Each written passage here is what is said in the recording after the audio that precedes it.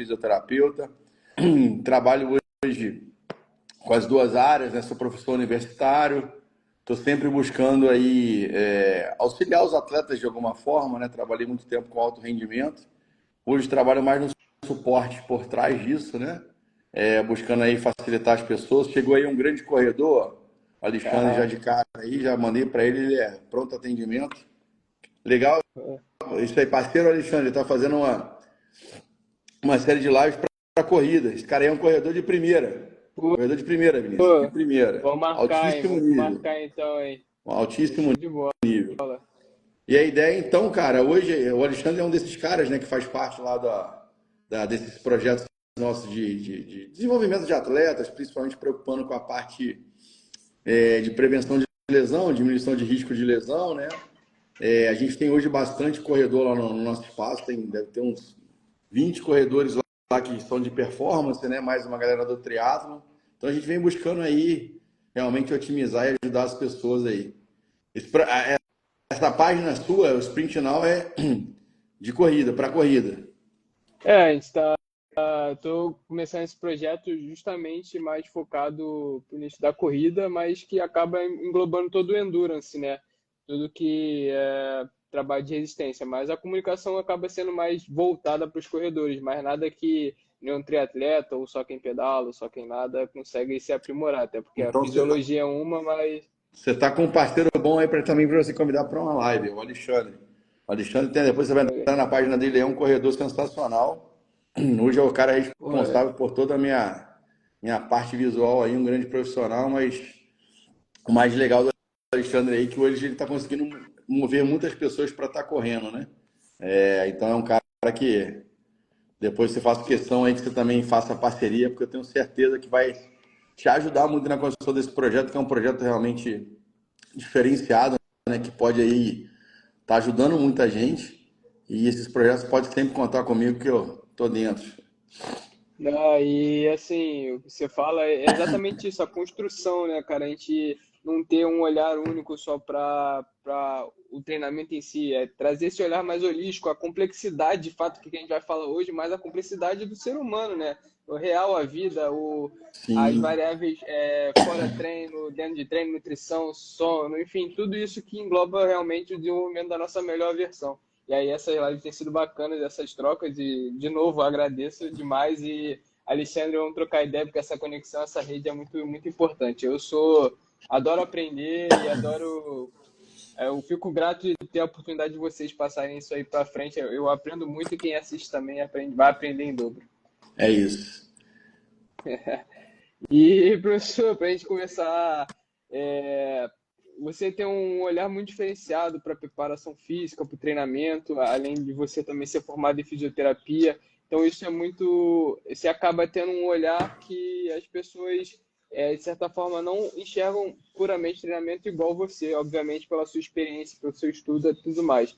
E aí, antes da gente começar a querer entender a cabeça do professor Rodrigo em relação à prescrição de treinamento, a visão dele em relação ao treino, né? Eu queria que você explicasse um pouquinho o que é a complexidade, para a galera entender isso, esse universo, para poder entender o porquê que o Rodrigo pensa o treinamento dessa forma, né? Ô, cara, isso é uma pergunta bem legal, sabe? Complexidade é uma forma de pensar não somente o esporte, mas o mundo, né, cara? É entender que para cada passo que a gente dá, para cada gesto que a gente tem ao se mover, a gente encontra diversas forças, diversos problemas. Quanto mais você vivencia esses problemas, mais você é capacitado a agir dentro deles. E a gente tem duas questões básicas para mim dentro da complexidade que eu acho que nunca foram levadas em consideração nos trabalhos, né? Que é a imprevisibilidade, é você entender que a gente vive sobre essas forças, né? Atua sobre elas num ambiente que a gente pode até achar que compreende ele bem, mas que ele o tempo todo pode nos oferecer algum tipo de perigo para facilitar a galera. Um escorregão, uma tropeçada, um piso mais macio, um piso mais duro, no caso do corredor, um aclive, um declive, uma inclinação lateral. E isso, obviamente, a gente vai ter que lidar com todo um ajuste do corpo em cima desse novo ambiente. E isso a gente chama de caos, né? O caos é o ponto, eu acho, da complexidade para mim. É entender que a gente vive sobre um mundo que é caótico, né? Que a gente o tempo todo acha que andar é simples, por exemplo. Não é simples. Os pisos são completamente diferentes, o ambiente é completamente diferente do que a gente anda. Cada dia a gente está num estado emocional e tudo isso interfere para uma simples ação, né? Correr, por exemplo. Então, assim, correr em ambientes diferentes, em temperaturas diferentes, em locais diferentes, em pisos diferentes, com tênis diferentes, e vai trazer um repertório de situações e compreender isso tudo, tanto para prescrever treino como para prescrever condições de treino, para mim é o que faz a diferença hoje, pensando na complexidade para prescrição, por exemplo, para a corrida, que é o caso que a gente está falando aqui. É entender a imprevisibilidade e o caos. E baseado nisso, e na pessoa que vai responder aquele ambiente, a gente traçar, então, um mapa de problemas para capacitar as pessoas para essas demandas. E, e, e todo mundo se comporta da mesma maneira para as demandas que são atribuídas? Não. Esse é o ponto. Por isso que os treinos, eles têm sempre que levar em consideração quem é aquela pessoa, a vivência que ela tem, o que, que ela faz, como ela está no dia. Se a gente prescrever uma planilha fria de corrida, né, baseado simplesmente no tempo que o cara alcançou para fazer dada metragem, a gente vai estar tendo uma chance enorme de cometer vários erros de prescrição, né? Como a pessoa se encontra no dia, o tipo de exercício já tem que ser diferente. A gente sabe que hoje, por exemplo, o estado humoral interfere o estado de humor, né? Interfere em toda a neuroquímica do cérebro, que interfere em toda a liberação hormonal. Então, baseado nisso, o seu senso de humor pro dia, o jeito que você chegou pro treino, o jeito que você dormiu, já tem uma interferência direta no treino. Então, estar ao lado da pessoa para pensar isso tudo traz uma diferença tremenda. Eu acho que a gente só vai conseguir compreender isso quando nossas planilhas também tiverem previsão psíquica, né? Como é que você está hoje e tal? Aí o treino vem com as possibilidades. Se for friamente somente com tempo e número, não vai rolar. Perfeito. E até pego o gancho, né, dessa questão é que muitas pessoas não gostam de responder um simples questionário de um RPE, PSE, que faria talvez toda a diferença no pré-treinamento e do pós-treinamento aí para avaliação clínica geral de como pode ser a sequência de treinamento, né? E, que é uma ferramenta poderosíssima, né? É isso, que o Alexandre tá brincando aí, ó. Galera nem gripada respeita o descanso. Tem uma coisa que é bem legal. Fala, grande Guilherme. Doutor Guilherme Teles aí também na live. Live fica boa quando a gente tem galera que gosta de debater. Mas eu vou te dar um exemplo, ô Vinícius, que a gente teve eu tive um congresso, né, lá em Aracaju, e aí eu pude ter até falei isso com o Alexandre também, eu tive a felicidade de conhecer uma doutora, né, que a tese dela de doutorado foi baseada em corrida. Olha que coisa fantástica. Ela conseguiu avaliar 2.700 corredores, de Caramba. 5, 10, 21 e 42. E, obviamente, ela colheu toda a parte antropométrica, colheu força, VO2, enfim, número de lesões por temporada e o perfil psicológico. Esse foi, para mim, o ponto diferencial da pesquisa dela. Olha que coisa interessante baseado no que a gente está conversando. Ela identificou que os corredores tinham dois perfis que chamaram mais atenção. Um com perfil mais passivo e um com perfil mais agressivo. Geralmente o cara com perfil mais agressivo era o cara que ia para o 21 e para o 42. Dificilmente tinha lá no 21 e no 42 pessoas com perfil passivo. E 5 e 10 os caras mais passivos. Passivo de perfil, tá, gente? Não tem nada a ver com... Ela só classificou Sim. dessa forma. Quem que era o cara agressivo? Era o cara que, independente da dor, ele treinava. Ele passava por cima de uma sinalização do próprio corpo dele. Porque ele tinha aquele perfil de atacar, né? Ele sempre queria vencer o obstáculo. Então ele é mais agressivo, ele tem um perfil mais de tipo, caraca, com uma dorzinha, treina que vai melhorar. E o cara passivo, Interação. não. Qualquer dorzinha ele ligava o sinal de alerta, né? E ele ia tratar, ele ia verificar o problema. Moral da história, pensando em risco de lesão, que é que a gente estava conversando um pouco. O VO2 máximo, a força máxima, tudo para o cara de 21 e 42, obviamente, pela característica do que ele treina, melhor. Porém, também 4 a 5 vezes aumentado o risco de lesão e de afastamento do esporte.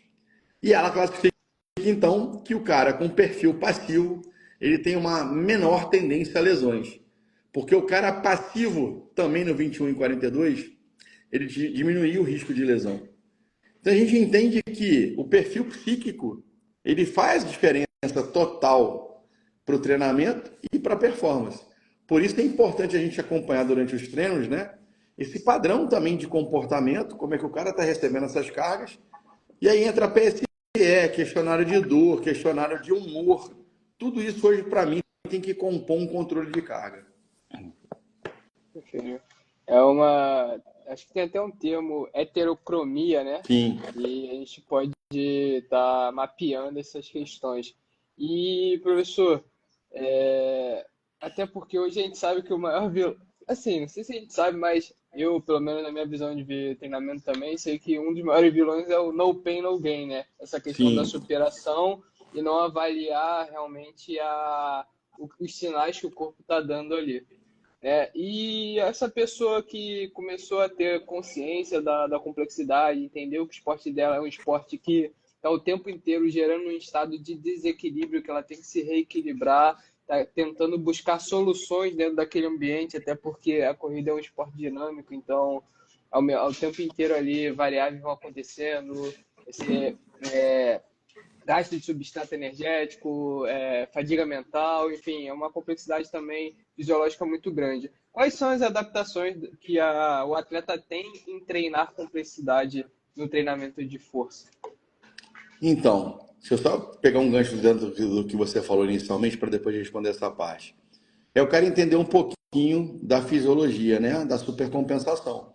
Poxa, quando a gente faz um estresse de treino, a gente está dando um estímulo deletério no organismo. É o descanso e a alimentação que vão fazer o reparo e fazer o ganho.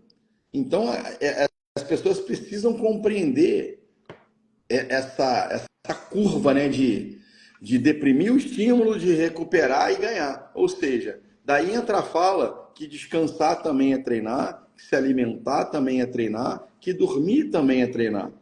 Não adianta só, igual você falou, a cultura do no pain, no gain a qualquer custo. Ah, e aí entra aquele cara, pô, não consegui fazer o teu treino de 6 quilômetros agora de manhã. Pô, trabalhei o dia inteiro, eu vou cumprir ele à noite. Irmão, você já acabou com o seu treino, você já mudou, modificou ele por completo.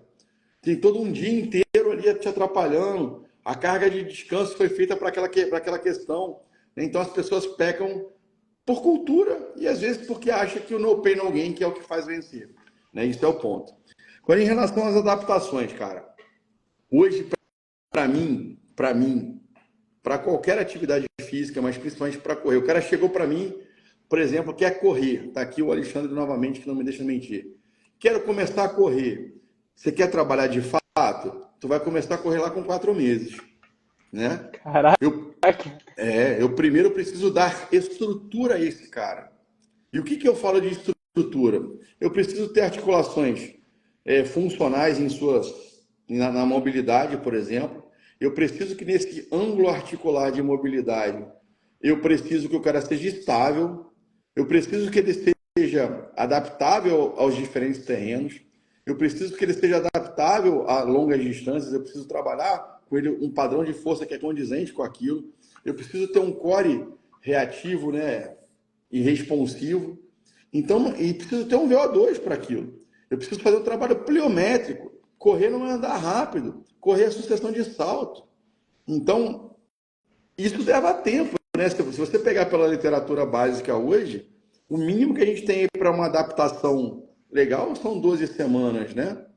Então, assim, 12 semanas a gente já começa a ter um resultado. Então, eu prefiro partir pela literatura científica. 3 meses para mim hoje é o tempo que eu teria para ter uma boa adaptação para esse cara poder correr com o mínimo de risco de lesão. E se ele quiser performar, ele também, porque a lesão vai interferir nisso, né? Ele ter uma condição realmente pensando na complexidade do que a gente vai fazer do trabalho, para ele responder bem lá na frente. Esse acho que é o ponto, né? O Alexandre já falou bem, ó. Controle de postura, as velocidades, eu preciso fazer isso. vou te dar um exemplo. Eu já trabalhei pessoas para fazerem essas provas de TAF, né? O cara estuda pra cacete depois quer fazer o TAF. E aí ele chega ali, cara, com, sei lá, percentual de gordura alto, é, sabe, com tônus muscular horrível, com zero experiência motora para correr, para saltar, para fazer qualquer coisa, e acha que em 60 dias ele vai conseguir. Aí o cara passa para a prova da Polícia Civil, para a Polícia Federal, e aí tem lá um teste de 12 minutos que ele vai ser reprovado. Ele não vai conseguir cumprir aquela metragem, né? E hoje eu falo para os caras, pô, todo cursinho que prepara esses caras devia ter junto um profissional de educação física, né? Para já começar a mostrar a esses caras que eles precisam se preparar da mesma forma que eles estudam. Aí, se você fizer essa relação de que eu preciso estudar muito para passar numa prova, eu também preciso trabalhar muito para ocorrer. Eu preciso estar preparado de fato a nível articular, a nível muscular, a nível de vencer esse caos, né? Eu preciso estar preparado. Por isso que a estrutura, para mim, eu sou da premissa, né, que a estrutura governa. Então, a estrutura tem que estar sempre apta para a gente poder implementar as cargas. E você acabou de falar em implementar as cargas, então a estrutura ela vai preceder sempre a força. Sempre. Sempre. Isso aí para qualquer atividade. E eu acho que esse é o primeiro ponto que a gente erra. Eu trabalhei com futebol profissional, trabalhei com atleta de pentatlo, com atleta de rugby, todos de nível internacional. E nadadores, e o que eu percebia? Que os caras que tinham feito uma base, né, uma base lá de início mesmo muito bom, com profissionais que se preocupavam realmente com ciência, eles não só lesionavam menos, mas eles performavam mais e eles tinham longevidade. Ou seja, a estrutura governa. Uma estrutura bem trabalhada desde lá do início, né, de vivências motoras. Às vezes o cara quer correr sem ter uma vivência boa desde caminhar, bicho. O cara não sabe nem pular. Você pede para ele pular com as duas pernas, ele pula cada hora com uma, ele cai sem padrão nenhum, ele não reconhece o corpo dele. E esse cara, às vezes, é o cara que começa a correr do nada, porque o médico falou que correr emagrece, que tá todo mundo correndo e falou que faz bem. Só que esse cara acha que correr é andar rápido. E aí eu vou te dar um vou além. Quem são as pessoas que têm corrido hoje? Pessoas que têm buscado saúde e têm buscado arejar a mente por causa dos estresses de trabalho. Quando esse cara acha um padrão de correr pelos protocolos que são feitos, às vezes, online, né? Por treinadores que não estão presenciais ali, esses caras correm com o joelho flexo. Eles não fazem a tríplice extensão. Geralmente eu tenho pego muitos corredores hoje na fisioterapia com síndrome de corredor, né, que é a síndrome do trato iliotibial, a tendinopatia da inserção do trato. Por quê? Porque corre com o joelho flexo. O cara não aprendeu a fazer extensão total. Que quando a gente faz os trabalhos da complexidade, eu por exemplo, na nossa rotina, busco lembrar o cara da tríplice extensão. Tem gente que fala dela, mas na hora de trabalhar esquece que o joelho ele é essencial. Fazer a extensão do quadril e do tornozelo não é tão difícil, mas o do joelho na corrida para fazer o avanço é extremamente. As pessoas sentadas elas têm uma predominância de ativação de isquiotibial. Isso muda a posição de pelve e isso muda por completo, então, esse avanço do cara para ir à frente, entende? Então é um detalhezinho, mas que para o cara que vai correr 21 e 42 vai ter um impacto lá no final dos períodos de preparação gigante, né? Você parar para pensar, o cara tem uma passada, vamos botar lá, sempre faço essa conta, de 1 metro, vamos botar 1 metro para facilitar a conta. O cara quer treinar para 42 quilômetros. Ele vai treinar ali 4 meses percorrendo por mês lá, sei lá, vai rodar 200 quilômetros no mês, tá? 200 quilômetros no mês são 200 mil passadas. Ele vai fazer 100 mil passadas com cada perna. Se ele tem 100 quilos, ele tem 100 quilos vezes 100 mil. Só que a gente tem um fator de correção. Quando o cara corre, que é salto, 1 metro dá mais ou menos 3,4 de impacto no tornozelo e no joelho. Então você tem 100 quilos, né? Vezes 100 mil passadas, vezes 3,4. Essa é a porrada que você deu na articulação durante um mês. Vezes 4 meses de uma preparação. Como é que esse cara vai só correr sem ter estrutura? Olha que número gigante que a gente tem. Então, só que a articulação ela é muito resistente, mas ela quebra, ela é uma peça. Peça de carro de aço quebra, pô. Por que a gente de osso, de cartilagem, de tendão não vai quebrar, entende? Esse acho que é o ponto que a gente precisa abrir a cabeça, né? Quando a gente fala de preparar o cara para correr, baseado em complexidade, baseado no que for de treinamento.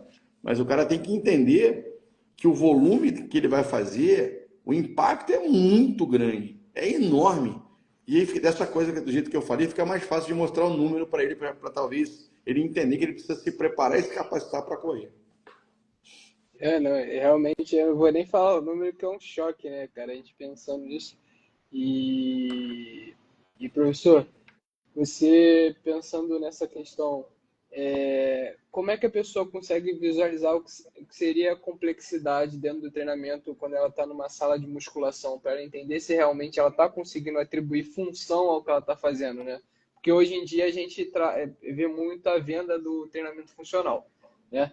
Então, que é basicamente aquele treinamento de circuito para queimar calorias e buscando emagrecimento.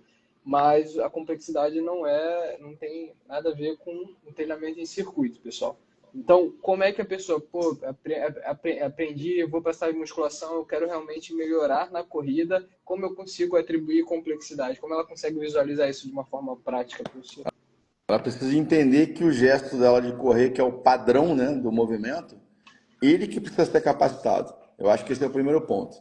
Se eu consigo mostrar para ela, por exemplo, que um agachamento, no final do agachamento, o tornozelo bloqueia, e quando eu estou correndo, eu continuo acelerando o gesto e faço, por exemplo, uma plantiflexão lançando o meu corpo, eu consigo talvez mostrar ela que botar um colete de 13 quilos ou um elástico e atacar a parede fazendo o gesto é mais competente do que agachar com 100 quilos, com 70 quilos, com 80 quilos. Ah, mas eu não posso fazer o agachamento então? Pode, mas tu vai ter que fazer plantiflexão no final. Ah, mas ainda está limitado. Então vamos fazer a plantiflexão com uma carga indo para cima de uma caixa, simulando o padrão do movimento da corrida. E mostre para ela que aquela fase então vai ser aprimorada, que aquele ataque à caixa com uma sobrecarga é muito mais próximo ao gesto de corrida do que simplesmente fazer um agachamento numa barra guiada, né? Então, se eu consigo mostrar para ela que ela precisa ser aprimorada com sobrecarga, se for o caso, dentro do gesto, e tudo que é próximo, ou que reflete de fato o que é o gesto, eu acho que eu consigo facilitar esse caminho. E se eu consigo também mostrar para ela, igual, por exemplo, dependendo da cadeia, dependendo do modelo de treino que o cara quer seguir. Ah, eu quero treinar descalço, porque descalço melhora a propriocepção, melhora a recepção capitopodal. Pô, só que tu vai correr de tênis, bicho, né? Então, o ideal é que o tênis de corrida seja o tênis de trabalho, porque eu já cansei de ver um monte de gente criticar. Pô, mas tu vai trabalhar isso com o corredor? Eu falo assim, cara, na hora que ele for correr, ele vai vencer aquele obstáculo com esse tênis. Trabalhar descalço com tênis minimalista para o cara que vai correr não é uma realidade do que ele precisa. Se ele vai treinar estabilidade, ele tem que treinar estabilidade com esse tênis, pô. Porque é isso que ele vai usar. Como é que eu trabalho a complexidade sem vivenciar o cara no perigo que ele vai viver? Aí treina no caos, né? Então, eu prefiro trabalhar com o instrumento de trabalho dele, ou seja, com o tênis de corrida dele, tipo assim, vivenciando. Ele vai subir na caixa, só isso? Não. Ora ele vai pisar numa. A gente tem caixas inclinadas lá, diferentes, né? Ora ele vai pisar fazendo força para dentro, para fora, com mais dorse, com mais planche. Ora numa borracha um pouquinho mais densa. Ora num piso mais duro. Ora na grama. Por quê? Ele vai vivenciar o tênis, a articulação dele fazendo os saltos, em terrenos diferentes. Por quê? Porque isso é a realidade, né? O cara vai fazer corrida de rua. Pô, mas é igual o asfalto, é igual o paralelepípedo, é igual sei lá, o passeio de Copacabana. Os pisos são diferentes, eles oferecem riscos diferentes. Então ele precisa se aprimorar pensando nisso. Por isso que quando a gente fala de especificidade hoje, os caras querem falar muito de especificidade treinando algo que é uma média da população. Isso não é real, né? Então eu penso dessa forma e a gente tem trabalhado dessa forma. Todos os lugares que eu vou palestrar, é esse pensamento que eu tento levar. Não é meu, né? É o que a neurociências do movimento traz para a gente, que é uma área maior que a complexidade, né? A complexidade está, para mim, dentro dela, e a gente tem que estar preparado para o que a gente vai enfrentar, né? E é exatamente o que eu ia até falar, porque você colocou muito importante essa conexão, né, do corpo ali em resolver essas soluções. Até posso usar meu exemplo prático. Eu estava agachando, eu comecei a agachar com um tênis de corrida mesmo, porque leva uma leve instabilidade ali. Sua produção de força, você fica um pouco mais sensível para fazer o mesmo movimento, ou botar entre aspas ativação muscular ali, então exige uma concentração que é muito diferente de você botar o pé no chão, fixar ali tudo e subir a carga com um pouco mais de estabilidade, né? Com certeza. Não é que a instabilidade talvez é o foco para tirar aquela você ganhar força instável, não, mas você conseguir gerar sua força naquela condição, né? Isso é legal para mim que você tá falando, porque assim, igual a galera, você pega lá um cara de. O cara, porra, tá vivendo uma vida legal, com a condição financeira boa, e o cara acorda de manhã e fala, vou correr. Ele vai lá na loja e compra o melhor tênis de corrida. Bicho, ele não vai ficar em pé no tênis. Quem dirá correr, pô? Ele vai se machucar. Ele vai se machucar. E isso que a Por gente isso está a nem importância falando. do cara estruturar e vivenciar o instrumento que ele vai utilizar para a corrida, né? Isso que a gente não tá nem falando do motor, né? Que aí já tem a Não, condição cardiopulmonar. Isso é só o exatamente. tênis no pé e o cara sentiu o pé já começa a balançar, assim. Exatamente. Perfeito. E, professor, falando, aproveitando um pouquinho, eu faço trail running também, então assim, é um ambiente caótico o tempo inteiro também. Né? A galera que também me A acompanha gente faz tem dois trilha atletas também. lá de trail running. Pô, maneiríssimo, então. É assim, é basicamente, pô, esse treinamento se encaixa perfeitamente também nas exigências motoras e a complexidade traz muito essa questão do neural, né, professor? Se puder falar um Sem, pouquinho. sem, sem sombra de dúvidas. A gente usa nesses atletas lá as bags de água o tempo todo, né? Para perturbar bastante o sistema para buscar esse ajuste, né? É, vamos lá, vamos para a parte que eu amo falar, parte neural. Eu queria assim, deixar isso claro, né? O músculo ele é apenas um executor. As pessoas, elas às vezes se preocupam demais com um músculo. Um músculo é um cara que cumpre ordens, né? De um sistema que o tempo todo ele se ajusta, né? Cada passo da corrida existe uma calibração do cérebro, né? Em relação àquela pisada, aquela passada, se ele gastou muita energia, como que ele pode se aprimorar. A todo tempo, a todo tempo, né? A gente vive com eferência e aferência, né? Então eu mando uma rede de informações para o cérebro que planeja aquele gesto e executa, mas ao mesmo tempo ele se avalia e se ajusta. Então quando eu entendo que treinar realmente treinar principalmente o cérebro a vivenciar circunstâncias ambientais, eu começo a pensar um pouquinho diferente e compreender a importância de se trazer complexidade para as nossas ações de treinamento de especificidade, né? Essa malha neural ela é muito legal porque antigamente a gente falava da aprendizagem motora só de você repetir ao ponto de você engramar e automatizar. Só que isso é muito pouco. Isso é muito pouco. Isso dá a ideia de que quando eu automatizo, isso acabou. E isso é uma mentira. Não acaba nunca.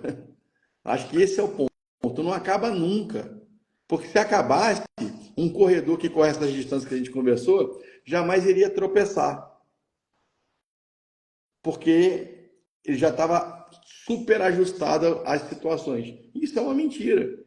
Né? A gente busca e recalibra o tempo todo. Por exemplo, a hidratação interfere nisso.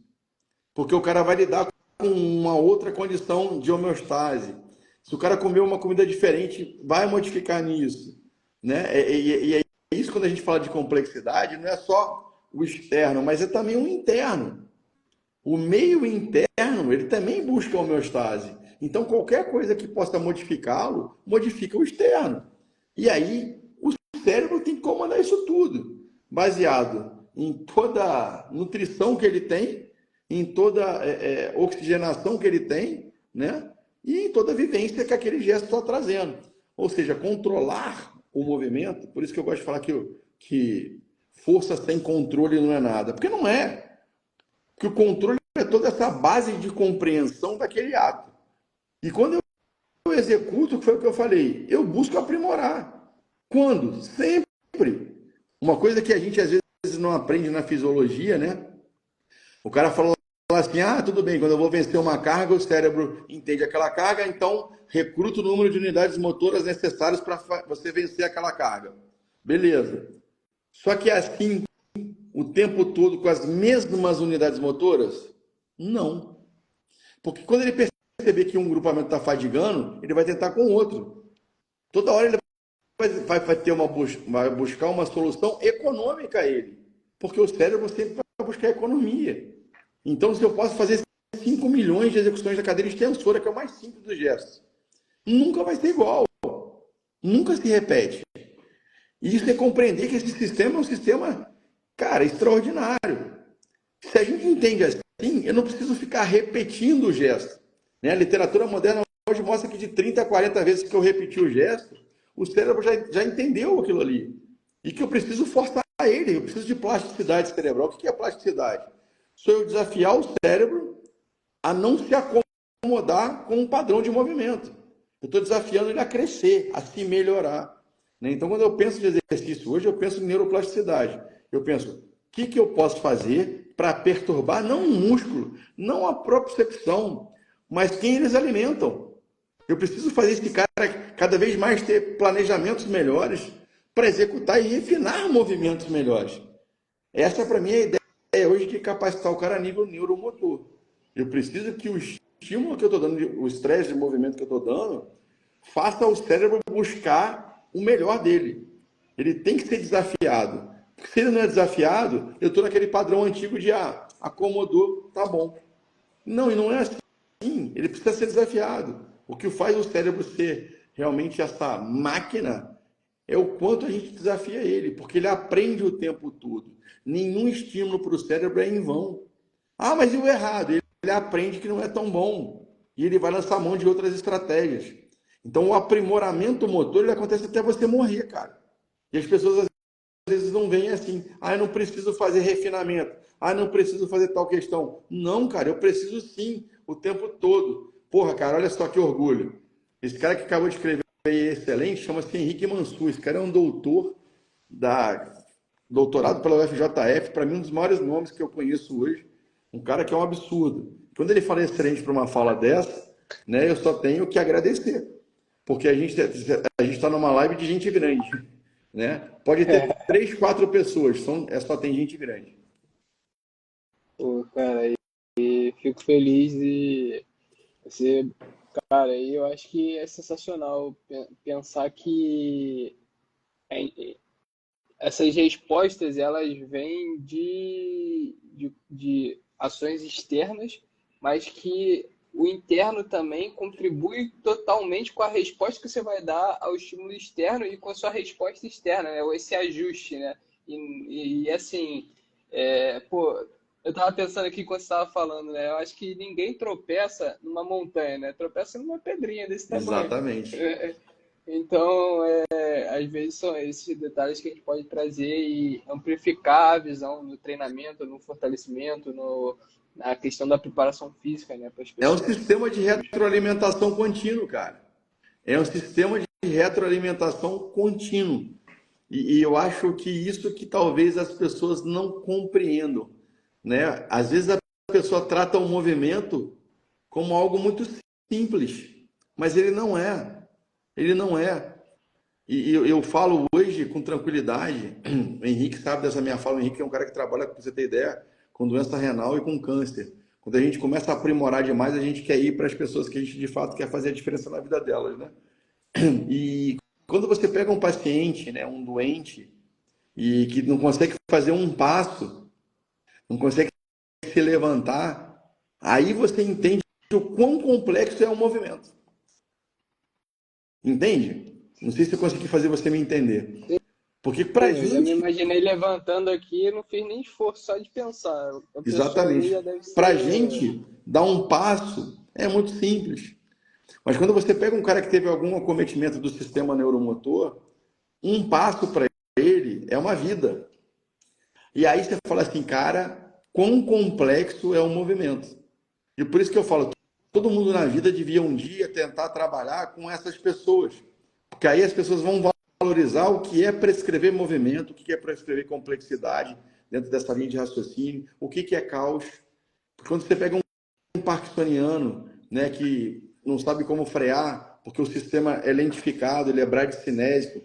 Quando você pega um PC que vive de padrão espástico, todo contraído, que precisa andar e ser equilibrado desse padrão, isso é complexidade. Para nós, isso é simples, né? Mas hoje, quando eu sou desafiado hoje, que eu falei, atleta, eu acho maneiraço. Mas pensar o atleta hoje com a cabeça que eu tenho quando eu vivencio pessoas com vários acometimentos, é fácil. Porque para elas, ainda mais o cara, porque o cara que nasceu com a paralisia cerebral, ele é igual a gente, ele está normal dentro do padrão dele, entende? Mas o cara que não era cego e ficou cego, o cara que fez uma lesão medular, que fez um déficit qualquer ali, uma hérnia que fez uma lesão daquele tipo, sofreu um acidente e ficou sem um membro, a vida desse cara é outra. Esse cara precisa reaprender. E aí o quão complexo que é reaprender. Na verdade, para ele não é nem reaprender, é aprender, né? Reaprender da ideia de que ele está voltando na estaca zero. Mas não, ele é uma outra pessoa com um outro corpo, com necessidades completamente diferentes. Ele precisa aprender como o neném aprendia. Né? Então isso é altamente complexo. Por isso que eu falo, gosto sempre de frisar isso, né? Eu acho que, de fato, se você quer entender o quão complexo é um movimento, cara, vá trabalhar com uma pessoa desse nível, né?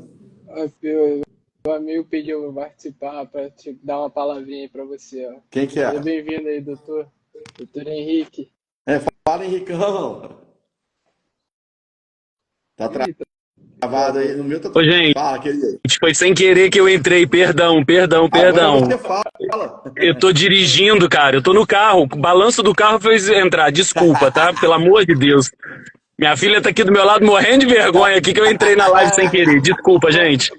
É o caos, é a complexidade. Vamos ter que reajustar aqui os passos. O que o Rodrigo falar, eu assino embaixo. Um abraço, gente. Desculpa aí, tá? Pode excluir aí. Obrigado. Não sei, mas sai você, é mais fácil. Isso. Aí foi. Mas Rodrigo, e pensando nessas estratégias também, eu já ouvi você falando muito essa frase, né? O movimento que lesiona é o movimento que cura. Né? Eu acho que queria que você pudesse fazer uma alusão para o pessoal, da onde surgiu isso, porque o pessoal pensa muito, pô, me machuquei, não vou repetir aquilo porque eu sinto dor ali. Então, é simples essa frase, mas ela é conflitante, sabe? Porque, cara, faz sentido, mas não faz sentido. E aí eu queria que você pudesse falar um pouquinho. Você já respondeu ela. Ela, inclusive, é a capa do meu livro e é meu slide de abertura. Né? Essa frase é minha. E ela tem uma profundidade tão grande quanto o que você pensou. Olha o que você falou. O cara que se lesiona, ele já pensa, não vou fazer de novo aquele movimento porque eu posso me lesionar. Então ele está cinesiofóbico. Ele está com medo de fazer um movimento. O que mais hoje gera lesão é a cinesiofobia. O que mais hoje atrapalha o atleta a se desempenhar é a cinesiofobia, é o medo de se lesionar. Então, quando que esse cara vai estar apto novamente a ser aquele cara, vamos botar o Neymar, fez um monte de lesão. Quando que o Neymar vai estar pronto para jogar? Quando ele novamente for capaz de vivenciar aqueles momentos que ele teve a lesão, sem ter o medo de se machucar. Por isso que, pensando em complexidade, eu preciso treinar possibilidades próximas àquela, dentro do caos, dentro, né, desse sistema de controle caos, né, para ele perder essa cinesiofobia e, de fato, estar apto a performar. Isso serve para qualquer pessoa, que performar pode ser andar novamente na rua para o idoso que caiu, porque ele vai ficar com medo de andar, vai encurtar a passada. Entendeu o quanto que essa frase é importante? Eu não preciso. Tem gente que fala assim: ah, eu chutei o pé do cara, então eu vou chutar de novo. Não. Mas você chutou o pé do cara porque você entrou para fazer uma dividida no futebol, por exemplo. Se você toda vez que for dividir pensa que você vai se machucar, tu vai tirar o pé. Porque teu cérebro não quer sentir aquela dor. Teu cérebro não quer vivenciar aquela situação, né, que causou para ele um desconforto. Então você não tem 100% do seu ato performático. Por isso que o movimento que lesiona é o mesmo também que cura. Cura você de fato porque você precisa repetir aqueles padrões sem o medo de se lesionar. Ela é uma frase voltada para a complexidade dentro da neurociência. Eu vou Só fazer realmente o profissional que vivencia essa área que eu acho que, como você pensou, é capaz de compreendê-la, né? É uma frase realmente para mim hoje que é uma inspiração. Pô, e até mexe comigo também, tô num momento que eu não tô muito bem na minha preparação física e tal, com algumas umas dorezinhas, e continuo me estimulando a fazer a, a me vivenciar, né? Porque senão já era, né? Parar é o É pior isso, dos caminhos, né? é E, isso. professor, eu vou fazer o advogado do diabo. Então, já que é para sentir dor, uma pessoa ignorante fala, então vou fazer isso aqui sempre porque vai parar, né? Já que eu estou estimulando ali a dor, então eu tenho que fazer o movimento, sinto dor, e aí ela não busca outras alternativas e continua insistindo na dor. E aí eu vou te fazer duas perguntas para você já emendar a resposta. É, qual é a visão errada dessa ideologia, ideologia não, desse ideal, e também quando a complexidade se torna algo invencionalidade, né? Quando se torna algo que a pessoa começa a fugir do que seria a complexidade, quando começam a botar, enfim, não achei a palavra certa aqui, mas de Eu te certa entendi, forma eu você te me entendi, entendeu. te entendi. Vamos por causa da dor, né? Hoje a gente tem a documentação de 28 tipos de dor. No nosso dia a dia, a gente vai vivenciar mais a neuroplástica e a nociplástica. A neuroplástica é aquela dor que o cérebro já modulou, geralmente ela acontece ali nos padrões crônicos, né, de dor. A dor crônica, ela é uma dor neuroplástica, cada um sente a dor crônica de uma forma, né, de uma intensidade, por mais que ela seja talvez a mesma coisa.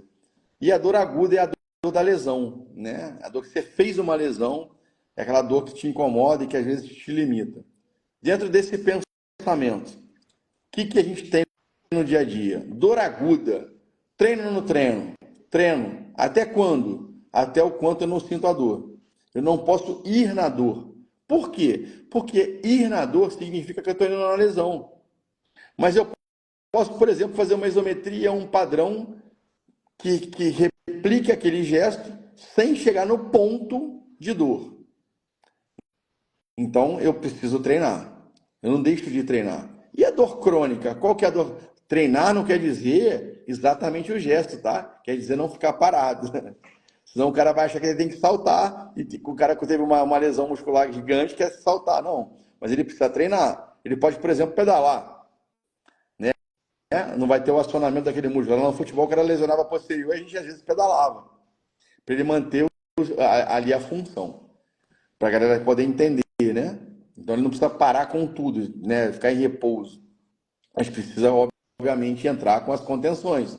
Fazer fisioterapia, tomar medicação, isso aí não muda nada. E a dor crônica? A dor crônica é a dor que você precisa ir nela. Ela é o contrário.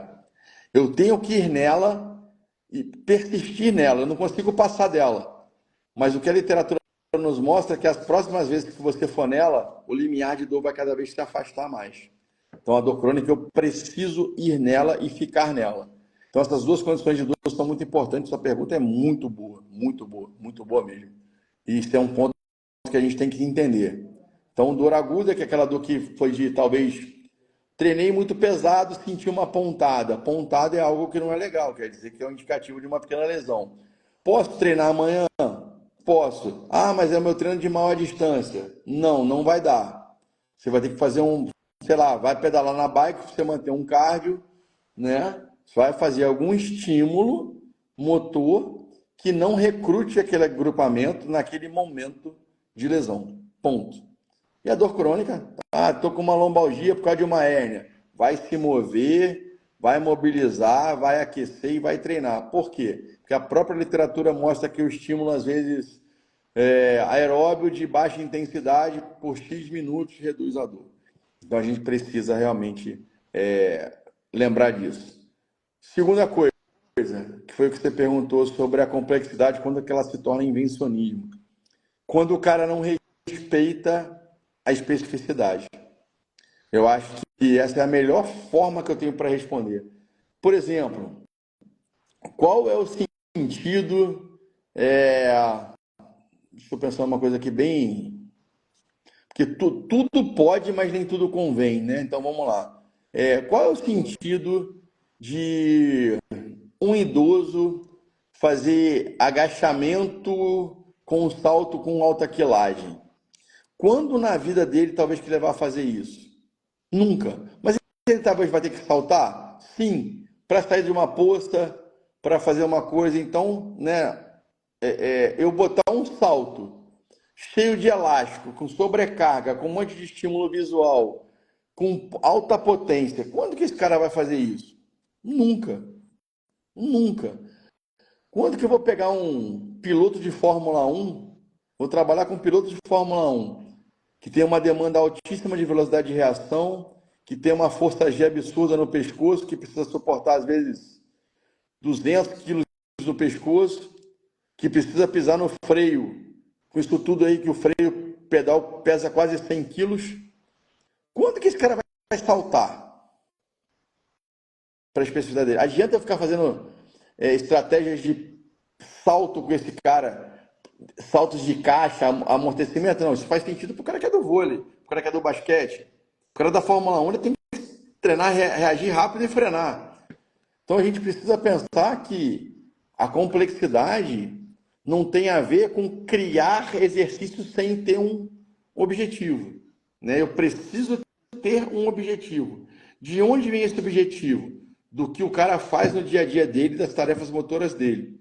Eu entendo a demanda e dali que eu busco a complexidade, né? Eu vou treinar, por exemplo, esquiar, vou ter um simulador de esqui. Ah, aqui é uma caloria, tudo bem. Botei o simulador de esqui de olho fechado, com o elástico puxando no braço, vou treinar puxa e empurra, porque falaram que puxa e empurra é bom. Tá bem, mas eu não esquio. Por que eu vou treinar com esqui? Só porque queima caloria? Não, eu vou trazer até isso que eu tenho que trazer para a minha realidade. Eu penso dessa forma, tá? Tem muita gente criando, a própria galera que fala de complexidade hoje, cara, ela tem um certo momento que ela tem um... Como é que eu vou te explicar isso melhor? Isso não pode se tornar uma seita, né? Complexidade é uma forma de pensar, que é uma que eu te falei, é de entender o mundo, não é somente o exercício, né? Então eu preciso ser um cara muito de bom senso para quando eu trouxer um programa de exercícios pensando na complexidade, eu tenho que pensar a complexidade do mundo que o cara vive. Então eu vejo muita gente da complexidade falando lá, hip lock, mas não sei o quê, e sempre com os mesmos exercícios. Será que de fato ele está sendo complexo para aquele cara? Será que de fato aquilo ali vai atender o cara? Você pensar para o esporte é uma situação, mas e para uma pessoa que eu quero pensar complexidade para atender um velhinho, né, que quer voltar a ter funcionalidade? Então a complexidade ela não pode ultrapassar a necessidade de função da pessoa, né? Ela não pode estar fora da função. Quando você brincou do treinamento funcional, né? Treinamento funcional que a galera botou como circuit training. De função ele tem para nada. Função é você trabalhar o que o cara vive. Ele é jogador de vôlei e sei lá, advogado. Ele é corredor e trabalha como policial. Ele é corredor e trabalha como bancário. Ele é corredor e trabalha no caixa de supermercado, né? Será que o treinamento de complexidade vai ser igual para as necessidades? Todos são corredor, mas a forma com que eles veem o dia e tem a maior demanda de tempo, né, é o que a gente também tem que precisa respeitar. Então, complexidade é muito além de criar um monte de exercício com elástico, com peso, com caixa, com uma série de coisas, né? É respeitar a demanda, a necessidade do indivíduo. E dali, sim, ter as ideias de complexidade. Eu penso dessa forma. Porque no final das contas, o corpo vai estar sempre tentando realizar a tarefa que foi lhe imposta, né? É isso. É isso. né, cara? Sensacional. Pô, e tem espaço para tudo, né? Assim, dentro do treinamento. E a complexidade vem para agregar, para te mostrar que você precisa ser o mais eficiente naquilo que você vai fazer, né? E a gente na corrida está o tempo inteiro buscando ser econômico. E Esse é o cansa. ponto. A complexidade veio para abrir nossa cabeça, mas esse é o ponto que você falou. É, o Diego, que é meu orientador, ele fala o tempo todo, ele tem até um curso que ele fala de como ser mais econômico na corrida. Aí o cara às vezes entende que ser mais econômico é porque ele vai melhorar o tempo. Não, não, é correr dentro do mesmo tempo, gastando menos, consumindo menos e deteriorando menos a articulação. Isso quer dizer eficiência motora. Isso vem da neurociência, né? Isso vem da aprendizagem motora. Eu preciso ser mais eficiente. Isso não quer dizer necessariamente que eu vou melhorar o tempo, mas quer dizer que eu estou gastando menos minha articulação, que eu estou gastando menos, sei lá, meu fígado, né? Estou fazendo menos gliconeogênese porque eu consigo ter ali Sim. um estado, né, de homeostase melhor Economiza durante o dia. carboidratos. É isso, é isso. E até assim, o tempo final pode ser até o mesmo, né? Trago ao pessoal a reflexão, mas ela vai poder fazer aquele mesmo tempo mais vezes e mais vezes ela vai melhorar a longo prazo É e isso. longevidade também. Esse é o ponto. A melhora da eficiência vai trazer longevidade. Aí, cara, você tocou para mim no ponto que eu mostro sempre. Quando eu vou dar aula de treinamento funcional na UFRJ, ou quando eu vou falar de funcionalidade, e que as pessoas me perguntam sobre esporte, eu falo assim: olha o Cristiano Ronaldo, olha o LeBron James, olha o Roger Federer, olha os caras que tiveram longevidade. Todos sempre treinaram baseado no que a gente está conversando, em capacidade e demanda, neurociência do movimento. O Cristiano Ronaldo faz de pilates a treinos complexos a treinos de força. Tem gente que acha que eu sou contra o treino de força. Não. Sim, Só que ele é só um dos pedaços. Só isso. Ele não é o supra-sumo. Ele é uma das partes e ponto final. E eu não estou brigando com aquilo ali. Eu só estou mostrando que é só um pedaço. E para o cara ser competente, tem várias formas e várias de estimular. Né? Se a gente consegue compreender isso, que você acabou de falar, que essa eficiência, essa economia, vai trazer para você longevidade. E o que é trazer longevidade? É trazer qualidade de vida, cara. É qualidade de vida no próprio esporte, no seu próprio lazer, se o cara corre por lazer. Porque não adianta ele querer performar, daqui a 5 anos está machucado e não conseguir correr. Essa é a minha grande luta hoje. Ah, mas eu quero correr 42. Cara, nesse ponto você pode até correr um dia. Eu tive essa discussão com um aluno na pós-graduação semana retrasada. Ele, professor, mas eu tenho 106 quilos e corri uma maratona. Eu me preparei para ela. Eu falei assim, isso não quer dizer que você não tem que pagar uma conta. E eu falei assim, eu lhe garanto que você já deve estar com uma lesão condral. Ele disse, pô, professor, eu não sinto nada. Eu falei, então vem aqui na frente. Eu fiz o teste de pressão patelar, condropatia nos 2 joelhos. Ele, pô, professor, eu entendi. Eu falei, sempre vai ter uma conta para pagar. Qual que é o ideal? É ser econômico, para ser eficiente, para ter longevidade e essa conta ser menor. Né? Esse é o cara que eu acho que vai correr com sabedoria, que vai performar com sabedoria. Quando ele compreender que tudo que a gente está conversando aqui, né, quem não participou da live perdeu. Eu só estou falando isso tudo porque você está sendo muito bom nos seus questionamentos. Né? Perdeu o que deveria ser, talvez para mim, um perfil de qualquer atleta. É compreender tudo que a gente está conversando. E do bom treinador também, né? Se fosse uma live para falar de treinamento de glúteo, tinha 1.000 pessoas. Né? Mas uma live que é para construir conhecimento realmente, e um conhecimento que às vezes dói na cabeça das pessoas, né? A gente porque não tem tanta gente. porque Dois aqui caras, mais gente fera aí, ó. não vai sair a fórmula mágica, né? Não vai dizer que esse é melhor que aquele ponto final, né? Vai sair uma porta para você criar mais possibilidades e tentar achar formas de resolver problemas, né? Que a gente está tentando aqui. É isso. É isso. Eu acho que isso é treinar. É capacitar o corpo para resolver problemas. Na verdade, o cérebro é resolver problemas, né? e o corpo se ajustar de acordo com o cérebro, que o cérebro precisa, né? Cara, não, isso é. Olha que tá aí, se quiser mandar alguma pergunta, eu acho que ficaria horas conversando, né, com você. Eu quero te agradecer muito aí por você ter aceitado. Eu já sou um cara que gosta de seus conteúdos também. A galera que está assistindo vai gostar, que se ouvir com consciência e presença mesmo, vai entender o que a gente está falando. Não é tentar trazer um treinamento único e exclusivo, mas sim uma possibilidade, né, que é o que a gente está querendo trazer para as pessoas. E, pô, eu acho que é uma oportunidade tremenda para mim, né? Se um dia eu conseguir, eu vou ir visitar vocês em Volta Redonda para conhecer também, treinar, porque Vai eu ser um como eu prazer. tô começando aí na educação física, mas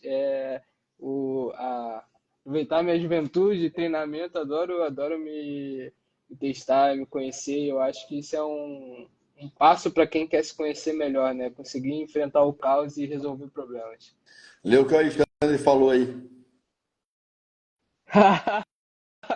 Pô, que orgulho, hein? Pô, obrigado, viu? É, Não, porque assim, é uma verdade, mas assim, Ale, você sabe como é que funciona? A galera falou, isso é verdade. Porque assim, correria, né, cara? vi em você, é um cara que está afim de crescer, uma pessoa que está afim de fazer o bem para as pessoas, e para fazer o bem para as pessoas, meu irmão, é só me chamar. Eu sempre vou estar disponível. E espero que assim, você cresça muito na profissão, que você alcance aí seus objetivos, e eu quero estar aqui para aplaudir. Pô, obrigado. E obrigado por agregar conhecimento não só para mim, mas para quem está assistindo. E essa conexão é muito importante. E como eu sempre falo, e esse é até o slogan da Sprint Now, construindo corredores rápido, mas sem pressa. Porque é justamente isso, a gente quer trazer não só a corrida, não só a planilha, porque isso aqui é muito pouco, né? A planilha, qualquer inteligência artificial daqui a pouco substitui a gente. E é É justamente isso. isso, poder trazer esse olhar humano e mais conhecimento, o quanto eu posso aprender, o quanto as pessoas podem aprender, porque facilita até a nossa prescrição quando a pessoa entende mais do que ela está fazendo também, né? E eu acho que é, essas séries de lives têm sido muito ricas por causa disso. Eu acho que a experiência, além do treinamento baseado em evidência científica, também é muito importante para as pessoas verem a humanidade e o que, que a pessoa sentiu, passou e tem poder trazer outros olhares, né? Pô, é sensacional, cara. Quero te agradecer de novo. Foi muito boa, a hora passou voando e acho que se você puder dar uma palavrinha, uma dica para a galera, para os corredores que querem melhorar sua corrida. E também uma última palavra, de novo, só quero agradecer. Vai estar no YouTube, que eu vou botar lá da Sprint Now, tenho salvo, tenho feito uma playlistzinha com todos os profissionais que têm passado, têm feito essa live. Eu já fiz uma live também sobre fisiologia da corrida e outras assim, aprimorando cada vez mais. Eu acho que não tem limite aí, o projeto só está começando. Muito Não, obrigado, Rodrigo, por fazer parte. muito legal. Quando estiver aí, manda o link que eu posto lá também para a galera tá tendo lá ver. É, tem o Alexandre aí que ficou na live o tempo todo, que é um cara que é um apaixonado pela corrida como você é, né? Um cara que hoje aí também curte muito isso, vive isso, ama isso. Daniel tá aí também, curte pra caramba isso tudo. O que eu quero deixar pra galera que corre, cara, eu acho que o slogan que você falou aí pra mim é tudo, né? Principalmente o final dele. Como correr rápido sem pressa. Como correr rápido sem pressa. E quando você toca nessa fala do sem pressa, eu vou lá voltar para a pergunta que você fez. Como é que você faria para o cara correr hoje baseado em complexidade? O sem pressa para mim é isso. É se capacitar aqueles 3 mesezinhos lá de articulações condizentes, de musculatura condizente, de VO2 condizente, para ele começar realmente a correr sem risco, né? A minha grande preocupação hoje a corrida é sensacional e é o esporte mais fácil de praticar do mundo. É o esporte mais fácil de praticar do mundo. Mas isso não quer dizer que ele é o mais simples, né? Sim. Tem gente que tá confundindo as coisas. Aí vem minha preocupação. Não é porque é fácil que quer dizer que seja simples. E não é porque é fácil, quer dizer que não se lesione, que não tem um preço a se pagar se você pisar no acelerador demais. Então, para o cara que está querendo começar a correr, a dica que eu deixo é procure um bom profissional de educação física que realmente pense em te defender, né? Em te resguardar para te capacitar a correr sem pressa, né? Você tem que aproveitar a corrida e não se machucar na corrida. Você tem que curtir a corrida e não se preocupar se vai se machucar ou não. Eu acho que o esporte lazer, o esporte saúde é esse. O esporte performance, para mim, ele é para atleta. Não quer dizer que você não possa querer se melhorar, mas se você começar a querer competir e entrar nessa veia, você está indo para o esporte performance. E o esporte performance, ele infelizmente é um esporte que você fica no limiar da lesão, né? Tá aí o Tem um Alexandre, preço. tá aí o Alexandre brincando com isso porque quando ele começou a correr, que eu vi que ele começou a gostar de correr, ele tá de testemunho, eu falei assim, vem aqui, eu não quero que você se lesione. Vamos rever isso tudo. E hoje o Alexandre está aí performando, correndo pra caramba. E realmente correr mudou a vida dele, fez ele se tornar um cara conhecido pra caramba, reconhecido, patrocinado hoje, está ficando chique. Então, Que assim, isso. isso é muito legal a gente compreender, né? Mas foi feito à base de quê? De responsabilidade. E ele sabe o quanto que ele treina para correr. Ele não é aquele cara que aí o cara fica naquela fissura. Ah, eu vou correr. O cara quer correr todo final de semana. Bicho, correr que eu digo assim, as provas, né? Prova, né? E isso não é saúde, não é lazer, isso não é qualidade de vida. Né? O Alexandre se prepara aí pra caramba para correr 2, 3, 4 corridas no ano. Eu acho que esse é o ponto, né? Mas eu quero usar uma corrida como treino. Tudo bem, mas saiba usar. Se o cara manda tu correr aquela distância 70%, depois tu vai querer botar a tua vida, vai querer performar. Tem muita gente que fala assim, eu só vou usar como treino. Tudo bem, mas tu tem o pace de treino. Tu não pode querer dar 100% todo final de semana, tu vai se machucar, né? Perfeito. Aí o Alexandre tá falando aí, ó, vai fazer 2 corridas só esse ano, né? Uma que vai ser agora e uma deve ser uma no final do ano. Então a gente tem que ter muita cautela nessas situações, isso é muito importante. E pô, obrigado, cara, precisar de mim, à disposição, quando quiser vir aqui treinar com o Alexandre, treinar comigo, já que ficamos só nós aqui no finalzinho, pô, tá convidado, a casa tá aberta, vai ser uma honra para mim. Muito sucesso para você aí. Obrigado, professor. É isso, galera.